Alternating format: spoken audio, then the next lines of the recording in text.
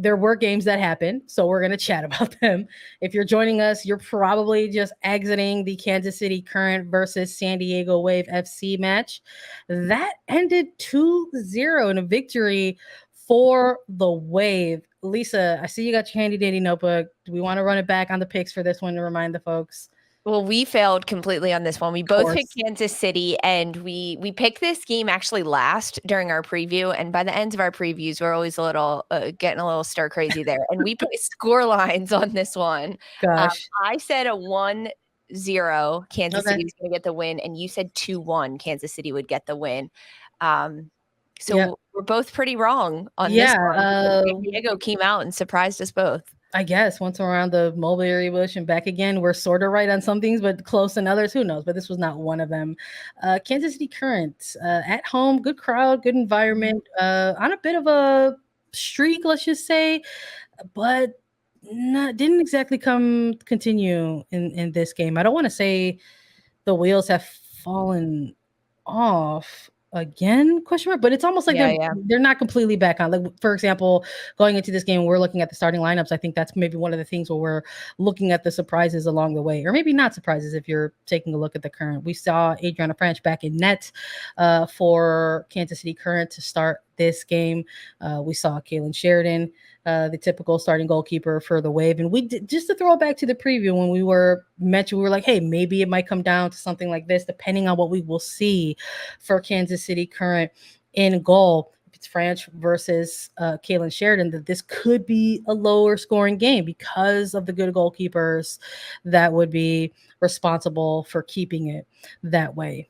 But despite San Diego getting the win in this one and the 2 goals in this one of them coming in a bit of chaos, and it's ultimately credited as an old goal off of AD Franch, some chaos created by Alex Morgan. But when we're looking at this game, if it's freshest in our mind, are you convinced that this is the game that's going to get like San Diego Wave like back on track? Because they came into this one on a bit of a skid. Yeah, I think they think it's the game that's going to get them back on track. Frankly, I wasn't like overly impressed with what San Diego gave us, though. Like the way that this game came out, yes, it's a clean sheet. And I think like when you're looking at a team like San Diego that is coming off of not just a 2-game skid, but 3-goal deficit in their last 2 games. They conceded 6 goals in 2 games, which is very unlike them and very unlike Kaylin Sheridan. I think that they look at this shutout win over Kansas City as a massive step in the right direction to kind of turn the page and get back on that side of things. Because once you start digging yourself into that hole of conceding a lot of goals, not picking up points in games, it's very easy to just kind of like hang your head down and go. But to climb yourself out of that hole, not just with a win, but a shutout, does wonders for defense confidence. And for Kaylin Sheridan, I think that's exactly what she needed at this point. Even the fact that the first goal that San Diego scores in the opening 25 minutes, right? It was around there. Yeah. It's credited as an own goal. So even if like that's not even like that positive, it's not like, wow, they scored a banger of a goal, like they're back doing San Diego things. It was forced by Alex Morgan, but it ends up ricocheting off the post and then off the back of AD Franch finding the back of the net. So Alex Morgan's Mother's Day goal is like in her grasp and then slips out very quickly. Apparently she doesn't care though. At the halftime they asked her and she was like, a goal's a goal, which I believe. A goal is a goal, especially when your team needs to score goals because they haven't been doing it enough. You talked about lineups, right, with both of these sides. Kansas City, we thought they were turning things around. They struggled a little bit last week against Angel City. They went down 3 goals and then fought their way back in with 2 goals. And now we see a shakeup with them because head coach for KC, Caroline Schwablum, talked about the difference between Cassie Miller in goal and AD Franch. And she said that in training, they're the same. They're doing wonderful things, fantastic stuff. And it's just, if a player's doing well, you want to consistently give them time. So we saw Cassie Miller get very consistent starts and she was getting shutouts for KC. She lets in 3 goals last week against Angel City, and now we see AD Franch in goal. And I don't think it's necessarily a knock on Cassie Miller. It's more just like, okay, you're both doing so well in training. Let's give Franch a try now. However, she lets up 2 goals against this San Diego side. But defensively, Kansas City had an entirely new structure and system than what we're used to seeing. It's been a 3-5 for Kansas City with wingback players and 3 center backs. Schwablum talked about how tactically she always wanted to go to this 4-back system. She didn't want to do it her first 2 weeks on the job as the interim head coach. Now, week 3 under her, this is their 4th game under her, I believe. Yeah. And she has switched to this 4-back, and they look disjointed. They didn't look as cohesive as they could be defensively.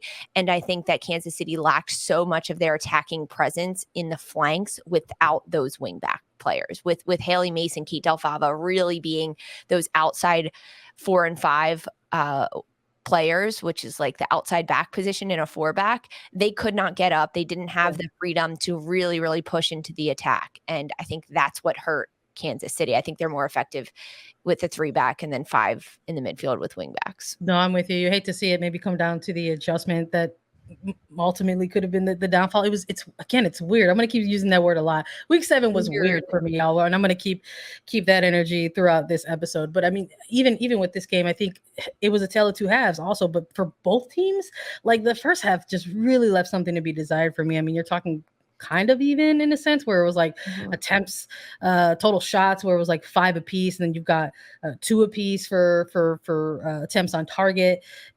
Possession mostly split. It just wasn't this sort of like firecracker of a game, which I don't know. Again, in our prediction, we didn't necessarily predict that either. But I think when you look at how things end up shaking out for this team, Kansas City ultimately closing this game out with 20 shots, right? Compared to 10 from San Diego, and still even though in attempts on target, 4 apiece for this team. It just the energy was, it's like they couldn't really figure out a way to try and look dangerous when they actually were in dangerous spaces. And I think if you're the Current, and I think some of the better opportunities I think was in like dead ball situations, for the Current.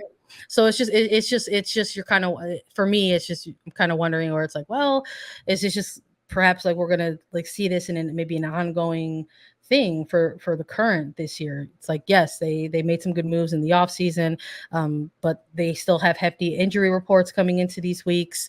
Kristen Hamilton is one of those players that has been on an injury report more or less, and you wonder her unavailability and what that could produce for a Kansas City Current side. I know a lot of folks are happy that the Devine is back and we're in that camp as well, but if you're isolating a player like that, right, and kind of neutralizing them, maybe it bodes well for the opposition, and we see the Wave coming out on top with the two goals and a clean sheet, which is something that they desperately want after conceding so many in the last 2 games. Massive for them. And I think that with Kansas City, you said it right. They had 2 set piece opportunities towards the end of the game. Of course, Dabinia stands over them, and they are nearly goals. Sheridan makes an incredible save on the first one. The second one goes just over. But you can't rely on set pieces and dead ball situations, especially because the way, San Diego's first goal ended up being an own goal, but that was more of a fluke. It wasn't necessarily Franch's fault, just the way the ball ricocheted for sure.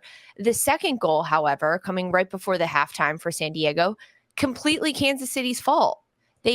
They're trying to build out of the back. We're not sugarcoating things here, Sandra. It's week 7. We're just, pushing you in the dunk tank. They can't clear the ball out of the back. They win it defensively, and they play around with it. They give it right over to Kristen Westphal. Yeah. It's like, here you go. You're only 9 yards out. Why don't you have the ball? That's pretty much what it looked like. I felt so bad, but like, horrible. And then connects with Belbridi, who's about the penalty spot centrally, and who just buries it. It was rough. That was like really rough to see. And I thought they were maybe going to get one back with those set piece opportunities that they got, like a lucky chance and opportunity. It's one of the reasons why you have a Dabinia on the field, because she can take set pieces like that. But nothing coming for Kansas City. San Diego squeaking out with 3 points, back on the right side of the winning column, which is where Casey Stoney wants to be.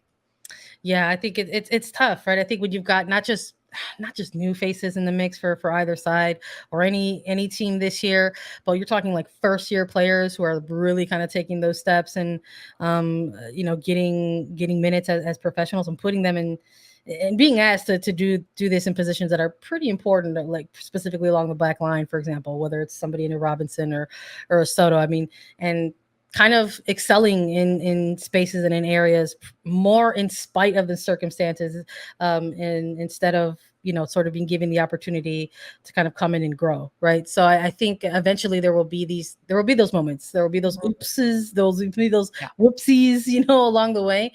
And as the season continues to get longer and longer, maybe you might start to see them rear their heads a little bit more as we're really heading full steam ahead into this second quarter of the season.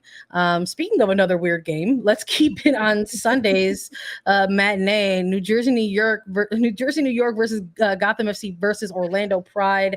This one ending in a 0-0 draw.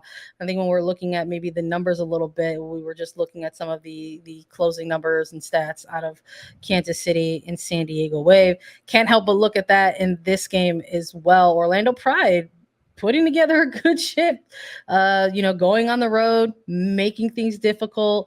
Mm-hmm. Can't find one in the back of the net in this game. I think by halftime, sort of felt like they were kind of attacking a bit in waves, kind of pelting a little bit, but another really strong game from Abby Smith for Massive. Gotham FC. Again, looking like that kind of perhaps under the radar biggest offseason free agent signing, maybe. Like, is that too early to say for Gotham and Abby Smith? I thought this was just another one of those games that gets a point, gets a result, and you can look to your keeper and just shake the hand and say, Yes. thanks, well done. Massive. You and I both had Gotham getting the win in this one over Orlando. Of course, that didn't happen. We thought it was going to be the Lynn Williams show. That as well did not happen, but you're exactly right. Abby Smith, goalkeeper for Gotham, had a tremendous game. A fantastic couple of saves. And that's the thing about a goalkeeper. If they make one or two massive saves in a game, they've done their job, right? They've kept the expected goals that should go in for the opposition out of the back of the net. And that is 100% job well done by Abby Smith. One of the best saves I think I saw was on an opportunity cross into the box from Orlando Pride. Allie Watt, the substitute that got the start midweek for Orlando, because remember, Orlando is one of the teams that played Challenge Cup midweek. And Allie Watt gets a header, redirects it on frame. It's a goal. And then Abby Smith comes diving out of nowhere and just pokes it wide with her fingertips. It was really, really impressive. I screamed, I think, when that happened. I love that you're bringing up Allie Watt in this opportunity. You see at this moment when Smith make this save, Allie Watt like reaches for her head and it's like, oh my gosh, like you could just, it's one of those moments where like that was it, and yet somehow it didn't go in. It doesn't go in because of Abby Smith and her positioning and her reaction to this moment. I mean, it was both. Like I wanted that goal for Allie Watt too, because it was really good. Like the buildup from Orlando, the header, the execution of it, the timing of her header, but then the save, it was like, wow, that's just incredibly impressive as well. And for Gotham, no, Jenna Nightswanger not available in the midfield, which I think did change things a little bit for this team. I like the way she plays in the midfield. I think she does help them a little bit, but ultimately, I mean, nothing finds the back of the net. It's 0-0, and this game had weird vibes as well, Sandra. Yeah, I mean, I think there were stretches of it too where I don't want to say it felt kind of choppy, but stretches where maybe Gotham felt that they needed to get a little more physical at times, just because they also weren't producing a ton of shots or looks in front of goal. I mean, we see Kelly Herrera get carded right around the half-hour mark and actually subbed out of this game completely before the hour mark. Maybe some different looks or adjustments from Juan Carlos Amoroso to sort of try to change things around or change the momentum a bit for this Gotham side going up against, let's be real, an Orlando team that has a lot of younger legs and want to try to get some new looks and in different looks in front of goal. Messiah Bright, I thought, had a lot of good movement in this game on and off the ball, caused some problems, but unfortunately, again, was another player not able to find the back of the net. Just sort of felt I was waiting for this moment. I was like, Gotham is on the road, or excuse me, Orlando's on the road, and they're putting together, and it looks like they're executing their game plan fairly well, but they're not connecting and back a goal. And sometimes when you don't, when you don't connect on your chances, you get bitten by that. But on the Yeah. other side of that, Gotham wasn't able to capitalize on that. I almost was sort of looking for, sometimes your goalkeeper kind of spearheads the level of play, and some of the saves that Abby Smith kind of came up with. I was like, all right, this is it. Like Gotham's gonna Yeah. spring and make it, but it just didn't shake out that way. So they split the points in this one. So I don't know. I don't know if I would say that feels right. That feels fair in this kind of game. I almost kind of feel like, Orlando's gonna look back in this game and say, hey, we let some We points should. go. I kind of agree with them, right? But I don't think that like there was a specific moment that I was like they should have had goals. Like they had good spells of attack and they had good moments. I mean, the Abby Smith coming up with big saves. I think there was like two massive ones, but ultimately like the substitutes I don't think helped Gotham that much. Like that's maybe was a question mark around it. I think Taylor Smith in the front line for Gotham also had really good moments, but they looked so individualized, right? Like when Smith got on the ball and she could get in behind, she had an early opportunity off the post, almost hit the back of Morehouse and found the back of the net, but that didn't happen. But it was all very individualized. Like Smith didn't have a lot of support. Williams didn't have support. They weren't playing off of each other.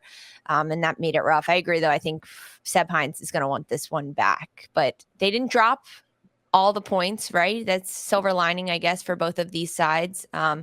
They stay at least on the positive sides of things in terms of points after this game. Gotham getting that draw and then puts them 2 in the back-to-back plus column after this week. And Orlando is now 3 games undefeated. But just an interesting way to close out the Sunday, I think. Yeah, take the points where you can get them, I guess, in the weird week.